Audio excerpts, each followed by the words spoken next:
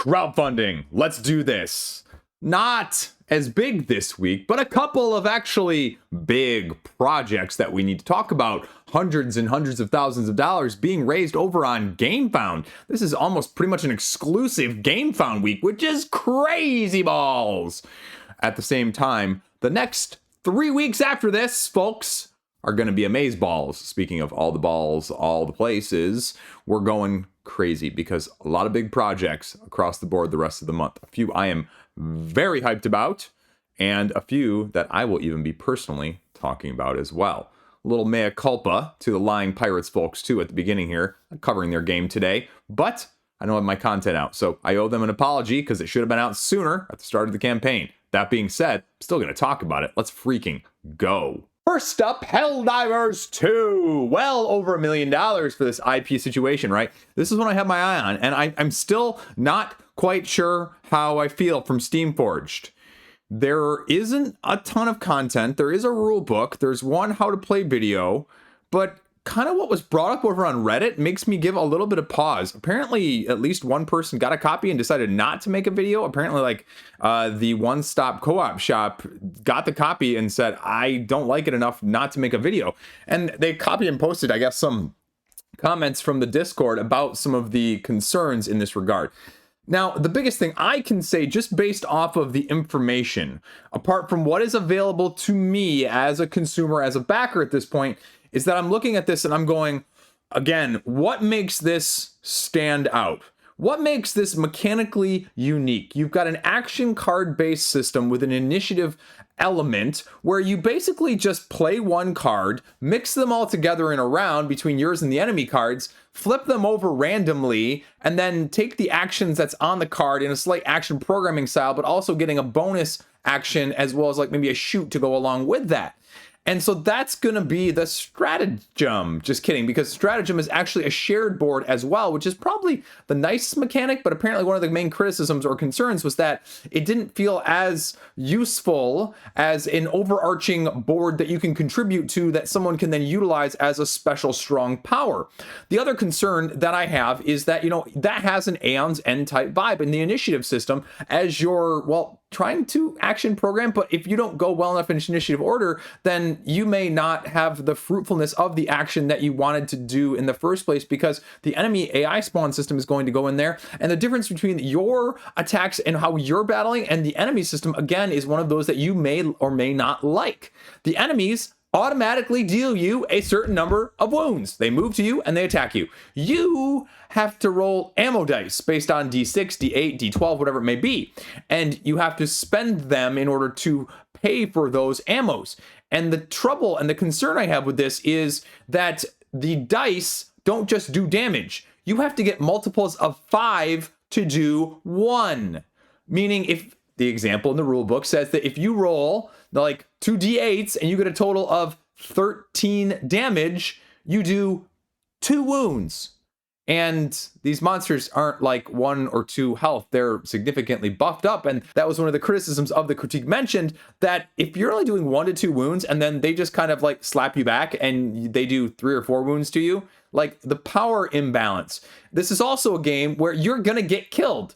And when you get killed, you then get kicked off the board and you have to respawn. And the main driving mechanic of that, of one of the lose conditions that you're going to be dealing with, is how many recruitments you have left, depending on the difficulty that you want to play. Because also one of the other elements that you're going to be adding is wound cards. And wound cards are going to depend on the difficulty as you slot them into the wound deck originally, because a lot of these are deck-based. The other element of the deck-based situation that I did not mention, you don't want to just stare at this part of the screen, let's scroll down as I'm talking, is that after the 4th initiative card in a round, a random event happens. And it probably isn't going to be in your favor, as most of the random event situations that happen in anything pandemic-esque light, whatever else along the way, don't go in your favor. So rulebook is there. The concern as well mentioned that these miniatures are huge, and you've got a Cthulhu Death May Die situation of the miniatures and the tiles not cohesively working in that way. Well, again, sometimes the solution is, well, just make the tiles bigger. I just played a game the other night. The board took up way, way, way too much of my table for what it was. And I said, holy crap, this is not easy to table in that way. And that's a minor quality of life issue, but I think it's worth stating. Now, you're going to have other things along the way besides the ammo. You have things like the airstrike and the orbital laser, and you have grenades, but you're also dealing with friendly fire in these situations. There are bombs on the ground that you can attack and do damage to in a number of rounds or turns, then it'll blow up and deal damage to everything in the area. So there's going to be things like that. But I worry with these mechanics, even though you've got the line of sight sort of stuff that you can shoot across and damage from far away, if the monsters can outmove you, it reminds me more of the Far Cry game that I didn't like from a skirmish style, where in theory it was good, but in the end it just turned into a slog and they got close to you and you died. Can you outmaneuver them? Can you outthink them? Can you out AI them? And I don't know. Miniatures look kind of freaking cool, but this is the question with this. And are you associated nostalgia-wise, IP-wise, video game console-wise? Because you can get all... Now, I don't like that wording. I didn't see that earlier. Total War, no compromises, includes, again, read fine print, all content from the live campaign. Now, Steamforge has done this in the past with some of the Monster Hunter stuff, where they included stuff after the campaign ended that was not included in the technical all-in, either the gameplay or the all-in. And I don't like that. I don't like that sneaky wording. And I could just be reading into it, but if it's all of the content that you've got, why not just put all of the content, not all the live content? Wording, syntax, choice matters here. And that's a lot of content for over, $270 US at the point of me filming this. That's not insignificant, and that's before tariffs, if you're screwed like I am, or if that's before shipping in general. What is that going to look like? Now, the other interesting thing here is, at the time of me filming this, again, 2 of these boxes are unknowns. Are you wanting to pay or pledge potentially for unknowns? Now, I guarantee they'll have it revealed by the end of the campaign, but I just want to know what's in there in the first place. And when we pull this up here, you can see this is some big, huge miniatures with big bases. 180 millimeter bases. What are the tiles? The tile is only 200 millimeters. How can you even put anything on the same tile or even barely next to it then? I think this is kind of nice, but you'll notice also that there is a Gamefound exclusive near on every one of these. So the FOMO is strong with this campaign. Now, this is the core pledge, and the core pledge isn't a bad price whatsoever. But again, I wonder content-wise, how much stuff are you actually getting with this? Enough base game commanders and asymmetric actions with the people that you're playing with as the Helldivers? Are you going to have enough variability on this side of things? That was my big criticism recently of Zombicide White Death, was that it felt pulled apart of stuff that should have been in there. So that'd be my main concern. Now, I didn't talk about the mission setup and the variable sub-objectives that you're going to be having to do along the way. And okay, this exosuit is just 19, but holy F-balls Batman. A $65 to $70 expansion from the get-go, and all of these other ones are $50. Those are a spicy meatball. So take that for what you will and assemble your squad. Again, if you're only giving me 4 of these Helldivers in the base game, you know, it's not really assembling my squad. It's just doing the same thing, right? Similar with the enemies. I'm not really going to necessarily have the variety if I don't get the expansions. So I don't know what gameplay this video was that's private. And free gameplay expansions. Oh, free. Okay, so that's nice at least that those are basically the stretch goal ones. So if that is included in this Commander pledge, then that's a great deal. But it's not. So you have to get at least, 30 more euros. So again, I don't see that you need this gameplay all in, except for the fact that you're FOMOing. Because this actually, for the amount of content, I'm not going to say gameplay-wise, I'm not going to say excellence-wise, I'm not going to say anything else, but getting both of these, if they're actually that good, this is a great bundle deal comparative to this pledge, and even more so comparatively to this, because invariably, you're not going to use half the expansions you're going to buy, so you're just buying stuff to collect dust on the shelf. There's tons of stuff that goes along with it, though. But it reminds me a little bit of like the Sentinels expansion for Marvel United, right? Where you've got kind of this one thing that's kind of good for one-off gimmick, and then you kind of don't go back to it. Like where the stretch goal box, you just incorporate, and it just ingratiates itself to you more than anything else. So that'd be my one fear with some of these other ones. But there you go. Tons of content. What is the shipping on this to like North America? I'm kind of curious now. Okay. Wow. Wow. Okay, but I understand it too because that's a big box that's being shipped, and shipping is what it is, and we'll talk about tariffs in another video. Don't worry, your boy has some thoughts on those. But that is Helldivers. It's got $1 million. It's got 3,000 people pledging for that all in right now, and you know what? They've got almost 2 weeks left, so we'll see where it freaking goes. Dragons of Etchinstone. Now, Chip Theory is bringing out this solo playable, upgraded, well, Mage Knight-esque vibe style with a multi-card use situation, because essentially what you're doing is you're creating your deck and you're shuffling it up, and the cards of your deck are going to be really, really, really multi-use when I say this. And it's a solo game, though. Don't be fooled. This actually is really impressive, $200,000. I just want to point this out. You're going to look at Helldivers and go, $1 million, Chris, is much better. 4,000 people. This has 5,000 people with $200,000. So that's a price point change, but a popularity over here. Now, this is giving 2 expansions along with it that we'll talk about in a second, but the basic concept of this is you have these multicolored cards that you're going to be manipulating in your hand. Now, you're not going to be always just physically manipulating them, but emotionally and metaphorically manipulating them in a way, although it's not really metaphorical, it's still physical in a different way. I don't know, tangent, squirrel. Anyway, so what you're doing here, though, is you draw up like 4 cards in your hand, and each of these cards is going to be allocated to a certain role that's going to affect your initiative, that's going to affect the type of the spell based on some of the colors that you have right here. That's going to then select what card you want to use for damage, which may, in this middle section of the card right here, as you can see along the left edge, give you either the basic damage, or if it's the right type of spell, like say this yellow one has a red background, so if your type of spell is red, you select the adept here, then the Rain of Blood will actually do 11 damage instead of 6. It will soak up damage here in the bottom if you prefer to use that in the damage phase, because if you do not kill an enemy, you can have 3 different outcomes when you're fighting, and the outcome that you are going up against is determined by actually the next card, the top card in the deck, that is waiting for you as you go, because then you reveal it. It tells you which of these 4 encounters that you're going to be doing, and they may be enemies, they may be actual encounter time situations, both of which are going to, if you lose, cause you to not only lose cards, which are your lifeblood, as well as your ability to win, because you go until you defeat all 5 encounters, 3 of the main regions, I believe, and then a sort of mini boss followed by a main boss, and you can only use the cards that you have available to you at those last 2 in order to defeat them, and if you can't defeat them, well, obviously you lose. But you're going to be having either losses where you can't deal even half of the enemy's damage based on the cards that you draw and the cards in your hand, or the cards that are left over, because you may not have 4 cards in your hand to choose from for these mainly 3 allocations that you're going to be doing. But you may also have 3 or 2, so depending on which ones you have and how many you have, it may be more or less limited in that regard.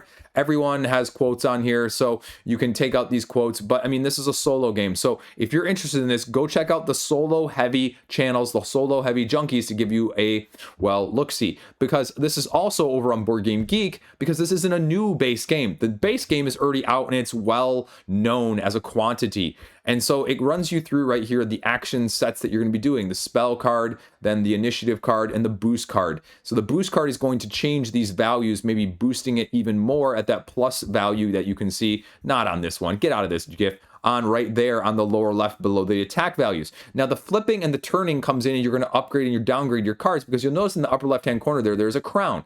All your cards start off at level 2. If you soak up damage via the GIF here, you flip it, basically spin it, if you will, not flip it, you spin it, and it goes downgraded to level 1, which then decreases all those values. However, as you saw it flip right there, then that's level 3, and you can upgrade to level 4, and that's based on experience.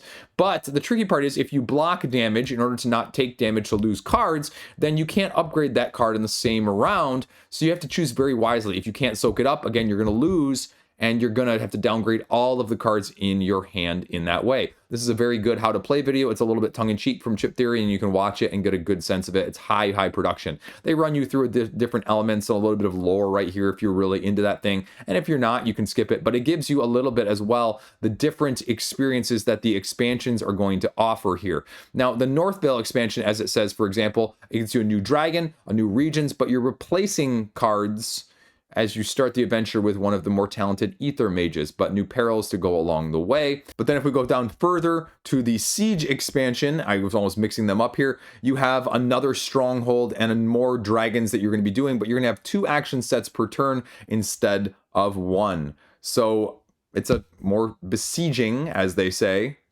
thing that you're going to be dealing with, as well as repairing, upgrading, or, well, just managing the structures along the way and changing the final battle as well. So more strategy, more depth. I think, holy shnikes, 800. So it looks like someone snuck in there because they usually do it 10 times. So I guess you get all of the strategist pledges, everything that Chip Theory is going to offer later on. Again, I would say, truth be told, just like with 20 Strong, this is a pretty freaking good deal. This is a pretty freaking good deal. I don't say that. If you're a longtime watcher of these crowdfunding videos, especially in the last 6 months to a year, I have not said that as much, or I've tried to restrain myself from projecting what I think or don't think, but that's a good deal. That's a good deal. And so I give them kudos. That was the question, right? Like, how deluxe was this deluxe going to be? They put this out there in tariffs, and they're footing the bill is what they say right now. So $8, that's $38 for that. That's freaking good. Kudos, man. Kudos and Chip Theory. So there you go. Look, Lying Pirates right there. We're going. So Lying Pirates with the Cities of Greed expansion with a reprint from Nordic Pirate Games. Again, $200,000 for this game. This is good. This is good money, right? If you had told me that this would have as much as Dragons of Etchinstone when I talked about my upcoming ones at the beginning of the month, I would have doubted you. But that's freaking good. And I give kudos again to them. 2 to 6 players. It's a very good game for higher player counts. It's a bluffing, bidding, dice manipulation game of trying to outbluff your opponent at the beginning, which then subsequently sets the stage for the second phase of things, because if you're the winner, you get an advantage. If you're the loser, you lose a turn. If you're somewhere in the middle, you're kind of just dragged along, as it says. And so what you're going to be doing here is you're getting new expansion content to basically modify things in a more amped up way, with like a new dice that's going to give you more customization, more powers, but also, as they say, put a target on your back, increasing player action, more influence cards to directly take that against your enemies and your allies, and backstab lovingly everyone along your way, just like we do always in my family. So a few preview content here, and then a little bit of turn overview, like I mentioned, right?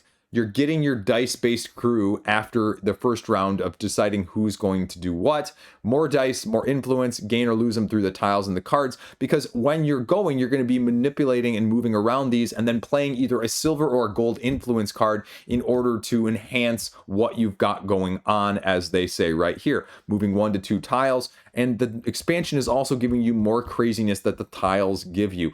And so again, this isn't one that I play a lot, but it's one that I find that I don't have a lot of games that play really, really well in this dynamic at a 4, 5, and 6 player count. And so it's one of those that it hasn't left my collection because I like it a lot at the higher player counts. So the Mayor's Dice here is the example that they give you extra powers, extra rewards in that way, more influence cards that I mentioned there, and more tiles to do these little mini games of stacking dice and everything else along the way to manipulate. So it's just something a little bit lighter. It's not going to be super strategic. It's incredibly luck and tactically driven. But again, that has to be your thing more than anything else. It's also freaking expensive if you want the deluxified all in. So take that for what you will. Curse of the Dead, Cities of Greed, and the core is going to cost you a freaking almost $200 as well.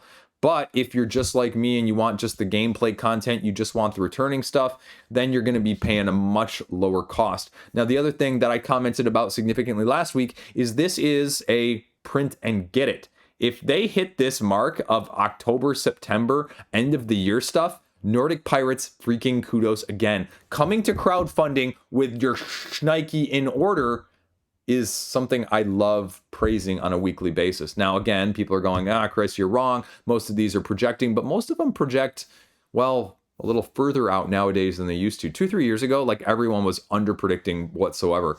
But with something like this, with mostly a reprint, with a small core expansion box that I have a copy of that I'll be talking about in the next week or so, with more details and more explicit thoughts on it, that's impressive, because they're also saying, no stretch goals here. You get what you get and you don't throw a fit, as we say to my kids. So upgrade box if you really want it. You don't need it. And you're getting this stuff if you're backing it. So there you go. Shipping is, well, that's actually less than I expected, all things considered, and especially with the other shipping ones we just watched. So there you go. That is Nordic Pirates and Lying Pirates. Give it a look-see. You have Board Game Meeple apparel. I've been talking to them by email. By the way, sorry, Mr. Meeple, I owe you an email back. But I mean, it's board game apparel. So if you see me wearing it here in the near future, that's why. And let's see what we got going on. Because again, like I'm very particular about what I like to wear. As you've noticed, a lot of my shirts, they're minimalistic. They've got some expression, some inside, not like totally like nerd out, geek out stuff, but like subtle nods to things. If you've seen my Obi-Wan Kenobi shirt or some of my One Piece shirts, right? Gamefound Rocket, okay. Engine building, okay. Area control, okay. Meeple, okay. Oh, I kind of don't mind the island one right there. Islos de los Meeplos. So that's kind of cool. I actually, you know what? I'm not a big fan of some of these Etsy ones, but this blue one actually looks kind of cool too. I'm not always blue. That would be for my wife. She always takes blue. I am the person of our games that just kind of goes whatever color you give me. I like gray, actually. I wish more pieces were gray or black or purple. I'd like those standout colors. Meeple Factory is kind of cool too. What are we talking? Oh, socks? Okay, Mr. Meeple, I'll be sending you an email hopefully later tonight after this, because the other thing you don't know about me, I wear compression socks that are multicolored and just crazy socks all the freaking time, like every day. I'm known for it. Anyway, in real life at least. That's expensive though for 10 shirts. You only need 1 or 2 though, so that's all you need. And truth be told, when I go to places like TeePublic, when they're on sale, they're $21 for the premium t-shirt. So yeah, okay. You're paying indie, you're paying Etsy, you're paying upgrades. So I like it. I hope for more colors, actually. I am a heather gray color, as you've seen on my channel a lot, but I kind of like the red, and I kind of like the, whatever you want to call that, green color as well. So give it a look-see, and there's plenty of other stuff on here, Gamefound exclusive stuff. I actually am in the line for a new hoodie. Anyway, I've been talking about clothes for way too long. This is a board game channel, so it's board game related. My channel, I can do what I want. Next, you know I'm talking about it because Synthetic Sins here, solo game, has 9,000 Canadian dollars out of its 25. But there's not a whole lot of information on what you're doing in this solo cyberpunk style game. It's solo and cyberpunk noir, bringing with intrigue and betrayal and high stakes actions, right? Drawing inspiration from things you recognize IP-wise. Why back it? Well, this is your only chance to own it. 1 edition, no stretch goals. Did you see anything on there about what you're doing mechanically? Well, you can get this 1 paid preview from Rolling Solo, and that's it. Why put anything else on the page? Well, begs the question, why am I going to back you? Give it a look-see, I guess. Now we're talking about Starleap. You want to know how this game plays? You can't. The only thing you can do is watch a paid preview. The problem with this page, though, in a nutshell, is there's no actual how to play. You put the how to play on there, and this reads like a Launch Boom situation or one of those companies where they say put as little information as possible out there for people to actually know what your product is doing, right? Choose your cadet, get stronger upgrades, set it up afterwards, and then play up to 6 people with these lines that somehow change. What you do is you choose one of your cards, collect cards to boost them, and freeze time to do that. Then play a card and combo it and try to get to the end. Do you know how to play based off of that? Does that tell you anything? Is there a rule book anywhere on this page? No, there's not. So maybe I missed it though. Hopefully I missed it. But early bird's over. So $39, nope, can't get that. $59, can't get that. $69, can't get that. All those prices are gone by the time you're viewing this, by the time I'm even filming this.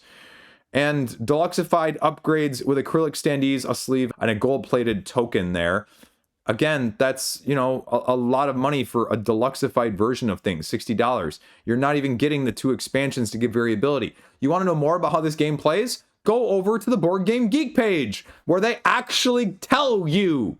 Each player has an identical hand of movement cards, 1 interrupt card and 1 special card unique to them. On your turn, play a card and resolve its movement, leapfrogging over occupied spaces. Each space you land on triggers some effects. Rockets forward, portal teleports you, stars allow you to draw more powerful cards, asteroid to earn cards, planets give you upgrades. Timing is crucial, so each interrupt allows you to make a movement based on the other positioning of the other player's frogs. Make it home all the way to the top of that little thing I showed you with the random setup pieces to give you different ladders, if you will. Oh, speaking of ladders, kind of reminds me of Chutes and Ladders with special cards and upgrades. Now, the trick here is you can't pick up your cards until you've played them all. So that's kind of nice. It adds a different element to it. But at the same time, if this ever loads going back to it, I think it would be fun to play with my kids, but I'm not sure I'm going to pay, $70+ right now for a kids game. I think it could be fun. And I think playing this with a couple people from a 6 to 9 to 11 age range, or 13 even, maybe, whatever, how used to these sorts of games your kids are, I think it could be fun. I think it could be really fun, but I think it's probably twice the amount of content price-wise that I would want to play with this. This has try before I buy or trade from someone else written all over it.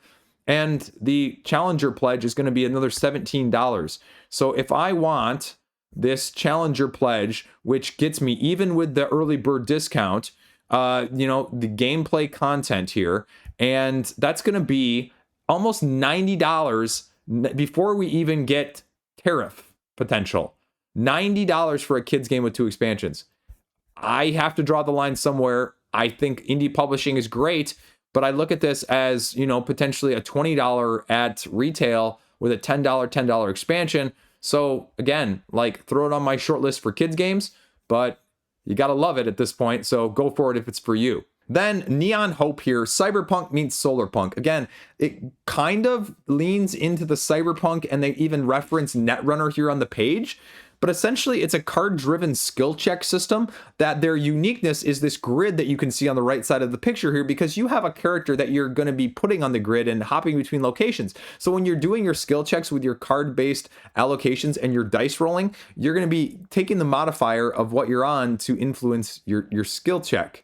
And so you're going to be going through these campaign scenarios in order to get to the end game, which gives you sort of a choose your own adventure style vibe, because I believe it says it has 5 different endings of the 4 actions that you're going to be taking on a turn by turn basis in different ways, including fighting enemies, doing skill checks at resources as you take your character phase. And we pull up the rulebook here, changing locations, activating and performing the 4 different tasks: investigating, support, fighting, and hacking. So it runs you through a little bit of what these are. As you can see right here, you have to do these following steps. You determine the attribute of the task you're doing, revealing one of the modifiers from the grid, seeing if you success or fail, seeing what the threat is, and then it breaks those down a little bit further in terms of the investigation and what happens there, fighting your enemies and dealing them wounds or damage, the hacking states, the threat that happens, and then playing your action cards in order to get an attribute bonus, additional impact, or special effects along the way, completing the tasks that are available to you, and then also having your encounter phase after everyone else has gone, increasing the hacking or the surveillance that you're dealing with,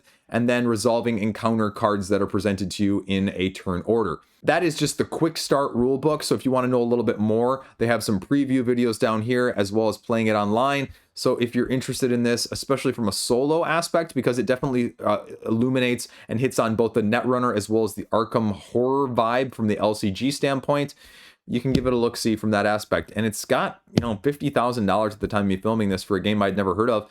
And you know what? I give them kudos. It's just, is this style of game for you? And is it going to have enough of a strategic component to you, especially with the grid flipping and the movement with the action system mitigated by your card play for you? Well, go check it out. Neon Hope. That's it. That's the roundup. That is short and sweet. What are we talking about this weekend, maybe? Ooh, boy. Yeah, I alluded to it once or twice in the video. I'll give you my opinion on tariffs. We'll talk. And if you liked the video from yesterday, if you liked this is the best stuff I've played in Q1 so far, well, we have a few other Q1 highlights in terms of the crowdfunding campaigns most and least impressed by, as well as a look at upcoming Q2, 3, and 4 for all of those said highlights, lowlights, and everything else in between. I love talking about board games. Well, snarky and very niche, but I try my best. There you go. Have a great freaking day. Peace out. Stay around. Hope you have a good weekend. Kids are finishing spring break this week, so they've been off and they've been doing fun stuff all week, and dad's been dealing with not having a car because the car broke down and trying to get to work otherwise and working the whole time that they're off. So freaking fantastic stuff. It is what it is. Peace out. See you around.